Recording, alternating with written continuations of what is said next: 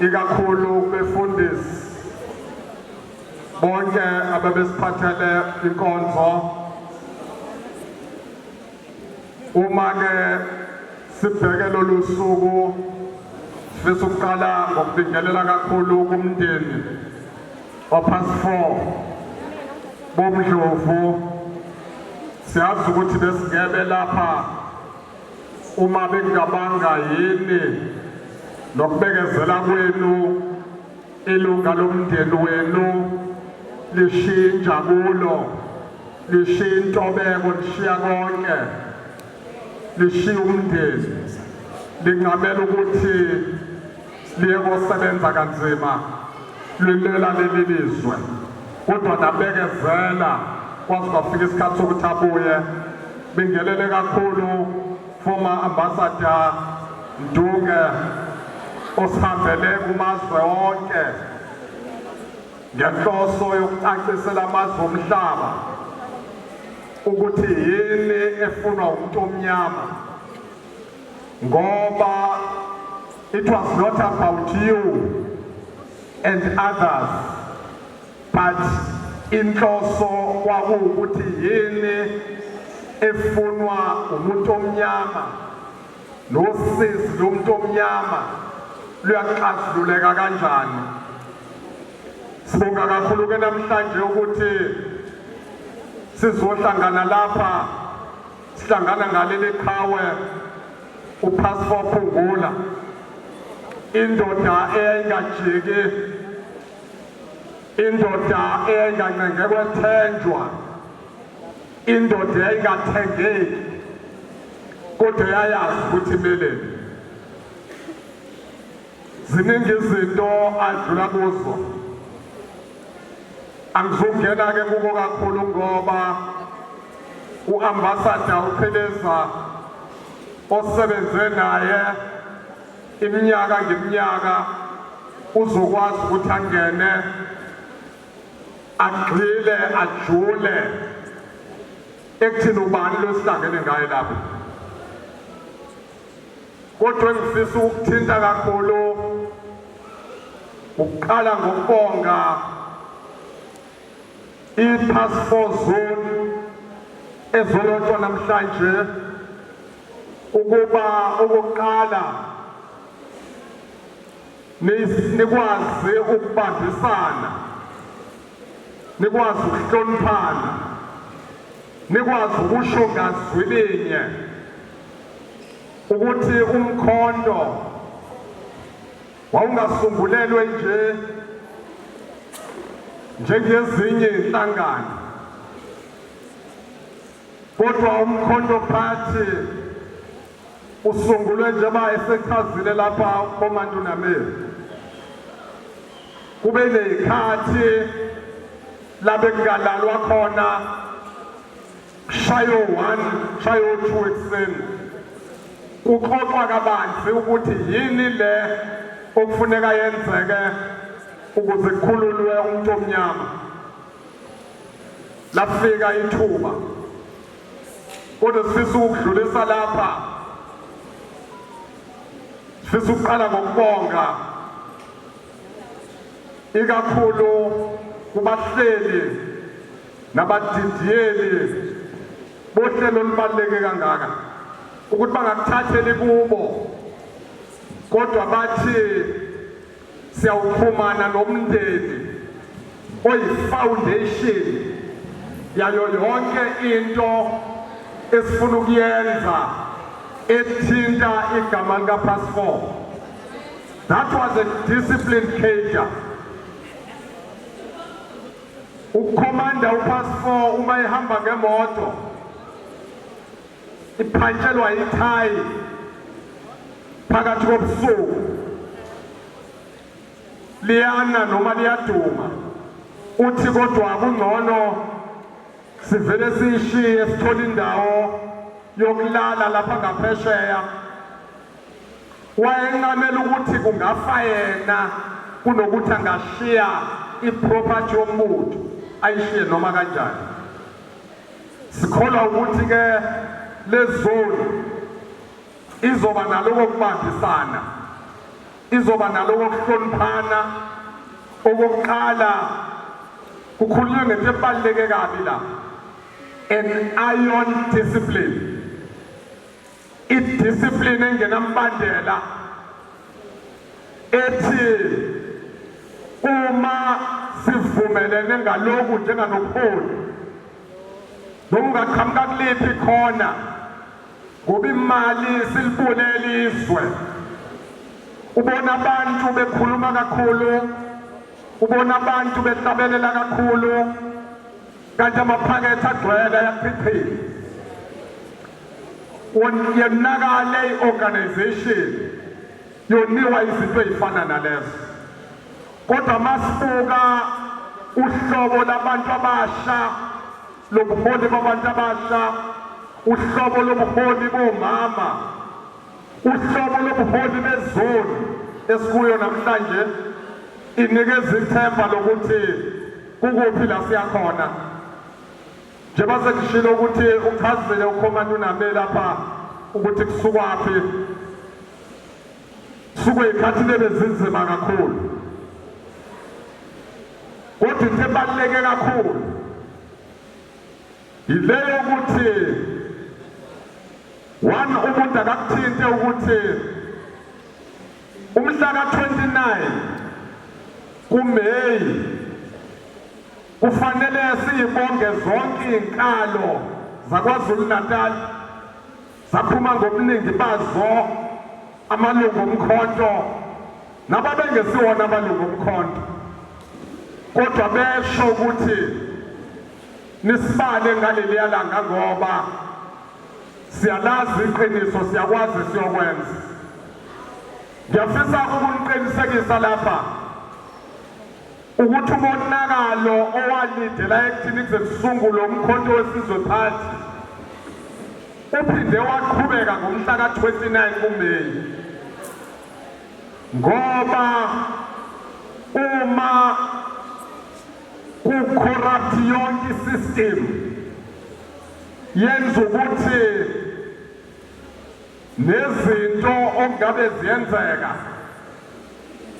bese zisetshenziswa ngoba abantu sekusegazini kusemzweni yabo lento ye-corruption siyafuna-ke ukuniqinisekisa basosha omkhonto ukuthi iqiniso eliphelele lisekuthini uNqamalala munye umyalelo asinikeza wona wathi discipline noma ngabe yini eniyenzayo noma ngabe nifinyelela kusiphi isimo nize ningayiphathisi kwemdlwembe qinisekisani ukuthi konke enikwenzayo nilandela umthetho nilandela ipolisi yomkhonto wesizwe ukuze ohleli lapha ngaphandle angathuphi umehluko phakathi kwalaba nalaba bakwaGogo kodwa yonke into ilandelwe ngendlela enokuthule nezokwenza ukuthi iqiniso liveze lona. I want to assure you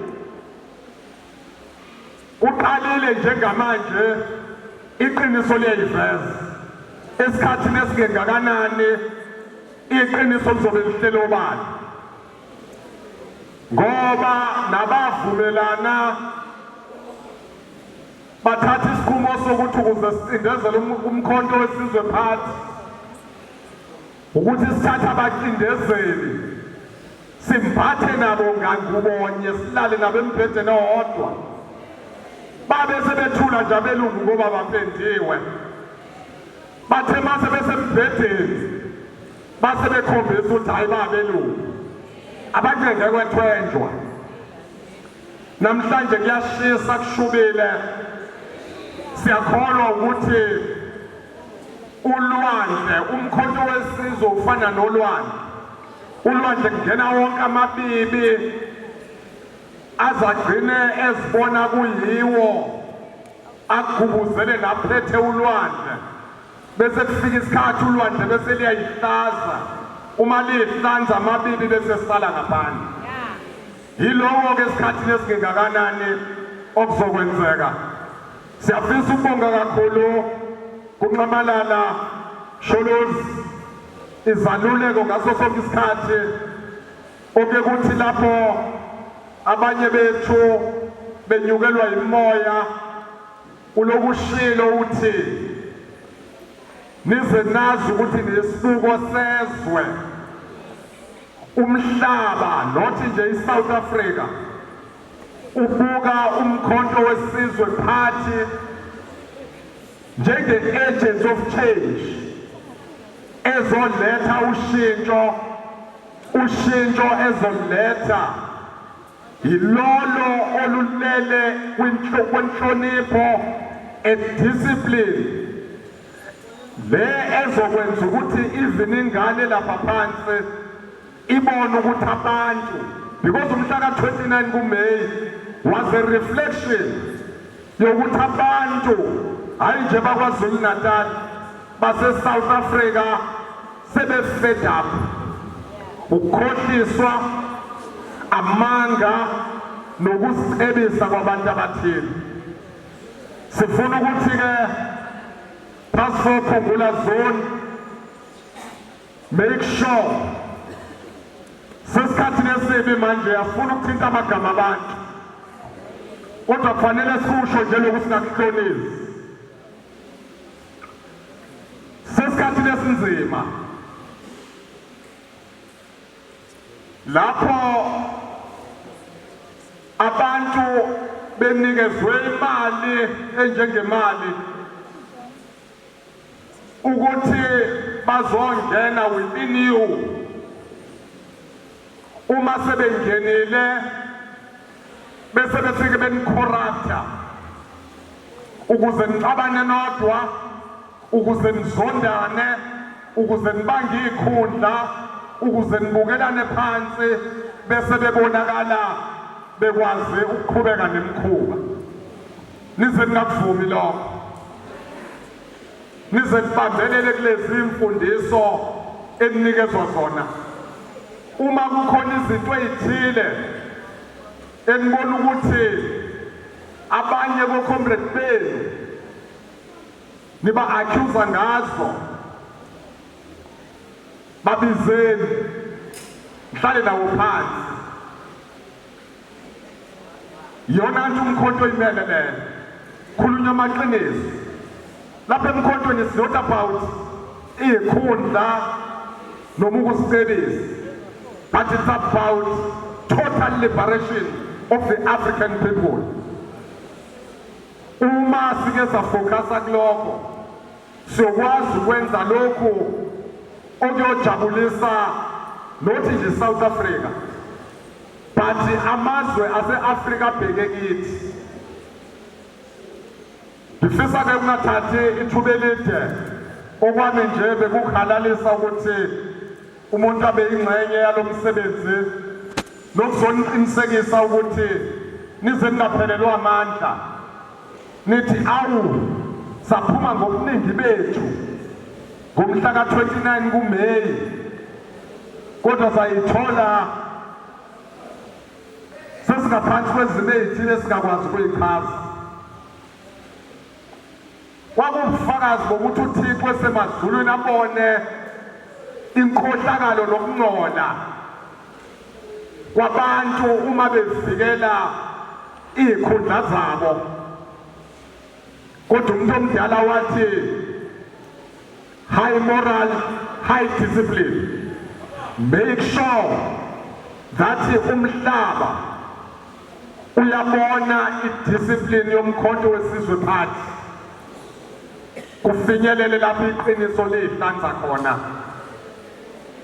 Sinifisela okuhle, sinifisela ubunye, sinifisela uthando, sinifisela ukuhloniphana, sinifisela ukuhlonipha lo mbutho. Ningakhombani ngeminwe. Into ebulale umbutho ngale kwagogo yileyo ukuthi abantu bakhohlwe ukuthi siphumaphi. Lo mbutho wafungelwa, ufungelwa amadela mzimba namafelakazi. aphuma ngeyibhobe ezibayeni isemkhulu eyabofunga ukuba ngisayiphuma nangesanga kodwa sengiyophuma ngesibhoko uma kusho ukufa nokufa kufanele ngife nuhloniphe uma nuhloniphile noNkulunkulu yonibusisa sifisa ke ukuthatha leli thuba bonke abesilisa abaphakame sikhuleke silweni samabandla indlulamithi yamakhosi isilo salapha kwaZulu ngoba kusisona isilo sepolitiki kodwa isilo njengoba kuthiwa isilo samabandla yingoba isilo sabo bonke abantu abalapha kwaZulu Natal kungabe abamhlophe kungabe amandiya kungabe abanhloboni uma sebelapha kwaZulu isilo lapha kwaZulu zinye indlulamithi yamakhosi ezalwa umhlokobane Vukudla amadoda uVukudla abakwabo sicela ke bonke abesilisa abaphakame sikhuleke esilweni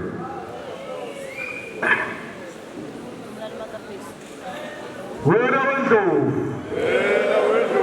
wena wendlovu bayede hlangana amakhosi lwesikhulu ngonomnyama khola silube ngangey'ntaba zakho nangu umkhonto wesizwe olapha esifundeni sakho saKwaZulu Natal bayede